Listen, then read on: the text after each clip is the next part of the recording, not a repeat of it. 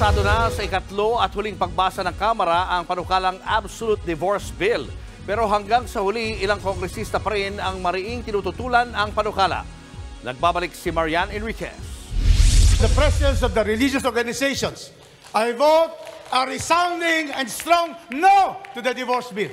Ito ang mainit na pagtutol ni Cagayan de Oro Representative Rufus Rodriguez sa panukalang absolute divorce. Kabilang siya sa higit 100 kongresistang tumutol dito.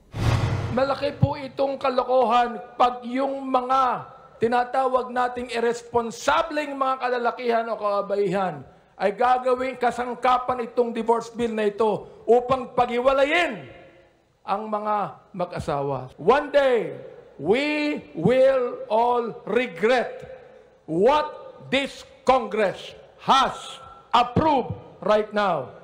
Ano sasabihin natin? Anyways, there's always a way out if this doesn't work. Ang daling umiskapo.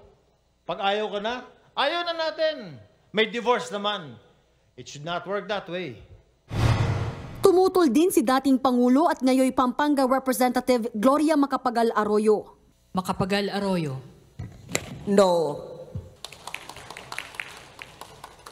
Giit nila bakit daw kailangan pa ng diborsyo kung pwede namang amyendahan ang annulment of marriage law. Sa kabila ng mga pagtutol, pumasa pa rin sa ikatlo at huling pagbasa ang panukala sa botong 126 habang 20 ang nag-abstain o hindi bumoto. Sa ilalim ng panukala, ilan sa grounds para sa absolute divorce ay kung may physical violence, may drug addiction o habitual alcoholism, homosexuality, marital infidelity o pagkakaroon ng anak sa iba, pag-attempt o threaten sa buhay ng petitioner, pag-iwan ng walang matibay na dahilan ng higit 1 taon o kung legally separated ang magpartner ng 2 taon o higit pa. Maging kung mayroong psychological incapacity at irreconcilable differences.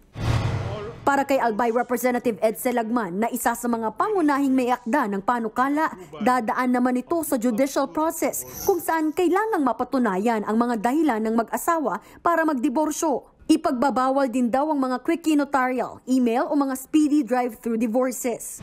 Magkakaroon din ng 60 araw ng cooling off period matapos ang paghain ng divorce petition kung saan i-exert ng mga judge ang pag-reconcile ng 2 partido. Kung sakali raw na magkaayos ang 2 partido, i-dismiss o ibabasura ang petisyon.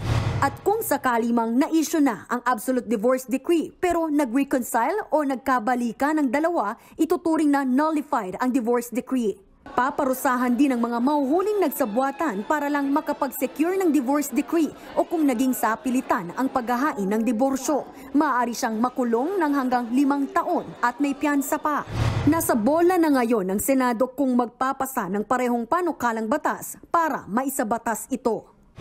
Starting tomorrow, we shall begin our campaign in the Senate so that its counterpart measure, which has long been ripe for plenary deliberations, shall similarly be passed. Nagbabalita mula sa Frontline, Marian Enriquez, News 5. Mga kapatid, Lucy Cruz Valdez po, maging maalam at may pakialam sa mga napapanahong balita sa bansa. Tumutok at mag-subscribe sa News 5 social media pages.